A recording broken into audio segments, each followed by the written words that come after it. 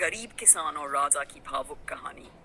एक समय की बात है, एक गांव में रामू नाम का एक गरीब किसान अपनी पत्नी और बच्चों के साथ रहता था। वह बहुत मेहनती था और दिन रात खेतों में काम करता, लेकिन सूखा पड़ने और प्राकृतिक आपदाओं के कारण उसकी फसलें खराब हो जाती थीं।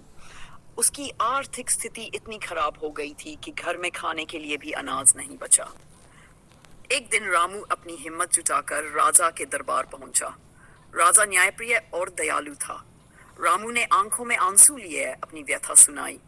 महाराज, मैंने जीवन भर ईमानदारी से मेहनत की, लेकिन अब मेरे पास अपने बच्चों को खिलाने तक के लिए कुछ नहीं है। कृपया मेरी मदद करें। राजा ने उसकी हालत देखकर कहा, मैं तुम्हारी मदद जरूर करूंगा, लेकिन एक शर्त है। मैं तुम्हें यह खाली बर्तन दे रहा हूं। इसे केवल अपनी मेहनत से कमाई गई चीजों से भर कर लाओ। रामू ने बर्तन लिया और घर लौट आया।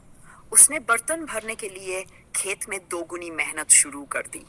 वह लकड़ियां काटता, दूसरों के खेतों में काम करता और अपनी जमीन पर भी फसल उगाने की कोशिश करता। धीरे धीरे बर्तन भरने लगा। कुछ महीने बाद रामू बर्तन लेकर राजा के पास पहुंचा। राजा ने उसकी मेहनत और ईमानदारी को देखकर उसकी खूब प्रशंसा की। राजा ने उसे ढेर सारा अनाज, पैसे और एक उपजाऊ जमीन तोहफे में दी। रामू की जिंदगी बदल गई। उसने राजा का आभार व्यक्त करते हुए कहा, आपने मुझे केवल मदद नहीं की, बल्कि मेहनत और विश्वास का महत्व भी सिखाया। इस घटना से राजा ने भी सीखा कि सच्ची खुशी दूसरों की मदद से मिलती है।